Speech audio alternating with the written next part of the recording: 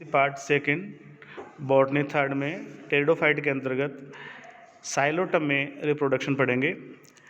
Psilotum में जो जनन है को उस दो तरीके से होता है, यानी जनन की दो विधियाँ वेजिटेटिव मेथड और बाय स्पोर्स दो प्रकार से संपन्न होता है। पहली जो मेथड है वो है वेजिटेटिव रिप्रोडक्शन बाय गेमी। साइलोटम न्यूडम में कायिक प्रवर्धन जेमी द्वारा होता है। जेमी प्रकंद की सतह पर विकसित होते हैं। प्रत्येक जेमी सूक्ष्म एक कोशिकीय मोटी अंडाकार संरचना है तथा इसकी वृद्धि एक द्विपृष्ठीय शीर्षस्थ कोशिका टू साइडेड एपिकल सेल द्वारा होती है। जेमी का अंकुरण प्रकंद की सतह पर अथवा भूमि पर गिरने के पश्चात होता है। अंकुरित होने पर जेमी भूमिगत प्रकंद को जन्म देती है। इसके अतिरिक्त जेमी युग्मोद्भिद की सतह पर मूलाभासों के या राइजोइड्स के प्रोलिफरेशन से भी बनते हैं, परंतु ये अंकुरित होने पर गैमेटोफाइट को जन्म देते हैं जो कि आगे जिस पर जननांग विकसित होते हैं। नेक्स्ट जो मेथड है वो है रिप्रोडक्शन बाय स्पोर्स, अर्थात साइलोटम में जो जनन है वो बीजाणु द्वारा होता है। तो बीजाणु उत्पन्न करने वाले पहला जो भाग है वो है साइलोटम में बीजाणुधानी वायवीय शाखाओं पर शीर्ष की ओर विकसित होती है।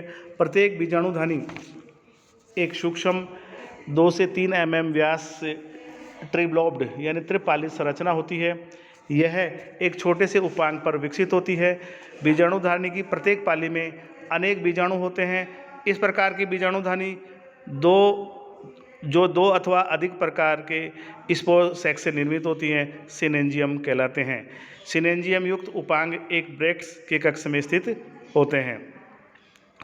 बीजाणुधानी सिनेंजियम धारण करने वाले प्रत्येक उपांग में प्रत्येक प्रवोक के संवहन तंत्र में एक संवहन पूल प्रवेशित करता है तथा यह संपूल संबीजाणुधानी के आधार पर 3 शाखाओं में विभाजित होता है और प्रत्येक शाखा बीजाणुधानियों के आधार पर लुप्त हो जाती है।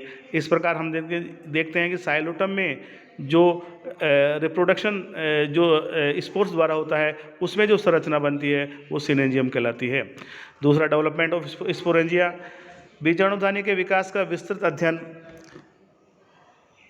साइलोटम न्यूडम में किया गया है। सिनेंजियम का प्राइमोर्डियम फर्टाइल अपेंडेज के विकास के शीर्ष अवस्था में विभेदित होता है। प्रत्येक बीजाणुधानी के शीर्ष पर स्थित प्रारंभिक कोशिकाओं के समूह में बनती है। प्रारंभिक जो कोशिका है वह या जो बीजाणुधानी प्रारंभिक अर्थात स्पोरेंजियन इनिशियल का पहला विभाजन पेरिकनाइलल विभाजन के द्वारा होते हैं। हम देखते हैं कि अगर हम इसके स्टेम देखें या इसका जो फर्टाइल जो 1-2 पार्ट होते हैं, फर्टाइल और सॉइल पार्ट, तो फर्टाइल पार्ट पर ये सिनेंजियम बनती हैं। तो स्पोरेंजियन इनिशियल जो होता है उसका पहला विभाजन एक पेरिकनाइलल वाल द्वारा होता है, जिसके फलस्वरूप एक बाहरी जैकेट इनिशियल व भीतरी आर्ची स्पोरियल सेल बनती है। जैकेट इनिशियल्स में अनेक अपनित व परिणत अर्थात दोनों प्रकार के डिवीजन होते हैं और अंततः ये 4 से 5 स्तरीय स्पोरेंजियल वाल का निर्माण करती है या स्पोरेंजियल भित्ति का निर्माण करती है तथा बीजाणुधानी भित्ति का सबसे बाहरी परत एपिडर्मिस बनाती है। इसी परत की कोशिकाएं अरीय रूप से इलोंगेटेड होती है।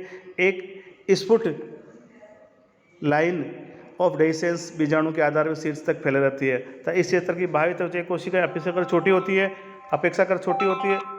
बीजाणुधानी भित्ति की अन्य परतों की कोशिकाओं की पार्श्व भित्तियां मोटी होती है। आर्ची स्पोरियल सेल में अनेक विभाजन होते हैं। जो दूसरी सेल है आर्ची स्पोरियल सेल, इसमें अनेक प्रकार के विभाजन होते हैं और अंततः ये कोशिकाएं स्पोरोजीनियस सेल्स बनाती हैं। बीजाणुधानी के परिपक्व होने पर कुछ बीजाणु को जन कोशिकाएं छोटे छोटे समूह में एकत्रित हो जाती हैं। इनका कोशिका द्रव्य सघन होता है और ये बीजाणु स्पोर मदर सेल के रूप में कार्य करती हैं। शेष स्पोरोजीनियस सेल्स है अपाशित होकर प्लाज्मोडियम मास बनाती है जो बीजाणु मात्र कोशिका को पोषण प्रदान करती है। प्रत्येक बीजाणु मात्र कोशिका अर्थात each spore mother cell meiosis द्वारा 4 हैप्लोइड स्पोर्स बनाती है जो एक टेट्राड में व्यवस्थित रहते हैं। इस प्रकार प्रत्येक बीजाणुधानी में अनेक स्पोर टेट्राड बनते हैं। ये सभी बीजाणु समान रंगीन व सेम के आकार अर्थात बीन शेप्ड होते हैं, जो कॉनक्लेव अथवा अवतल सतह पर एक स्लिट द्वारा घिरे रहते हैं, जो बीजाणुधानी की स्थूलन से घिरी रहती है। इसे लिप्स कहते हैं, इसे लिप्स कहते हैं। आप इसकी संरचना में देखते हैं मीडियन स्लिट्स, और इसमें बाहर की तरफ एक जो होती है इसे लिप्स या ओस्ट कहते हैं।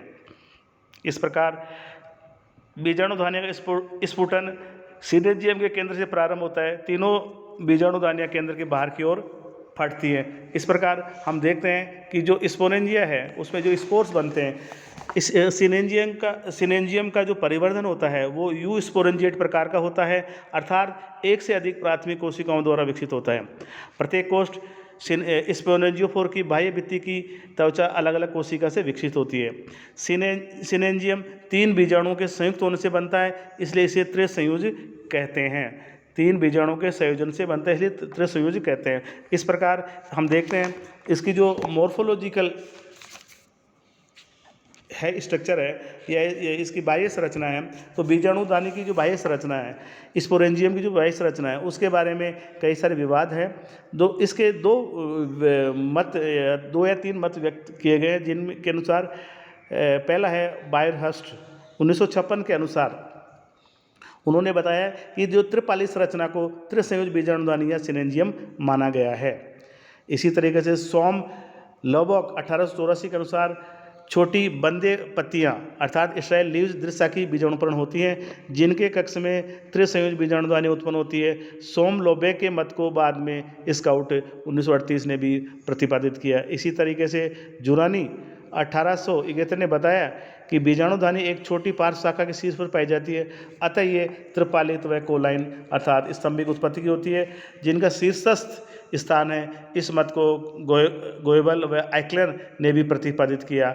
समन्वय की उपस्थिति ये सिद्ध करती है कि तीनों बीजाणुधानियाँ एक केंद्रीय अक्ष पर संयुक्त होकर बंदे पत्तियों की अपाक सतह पर बनते हैं। इस प्रकार हम देखते हैं कि जो सिनेंजियम है उसका जो विकास होता है वो एक प्रारंभिक इनिशियल सेल से होता है, जिसमें 2 प्रकार की जो सेल्स बनती है, पहले बाहरी जैकेट इनिशियल्स और दूसरी स्पोरोजिनियस सेल्स। इस बाहरी जैकेट में कई सारे परिणत व अपरित विभाजन होकर ये स्पोरेंजियल वाल अर्थात 3 परतीय जैकेट बनाती है, और जो दूसरी है भीतरी है ये बीजाणुजन कोशिकाएं या स्पोरोजन इनिशियल, वो कई सारे डिवीजनों के स्पोरोजिनियस सेल्स बनाती हैं, जो रूपांतर हो के स्पोर मदर सेल के रूप में कार्य करती हैं, यानी बीजाणु मात्र कोशिका कार्य करते हैं, और ये म्यूसिस द्वारा स्पोर्स या बीजाणु बनाती हैं।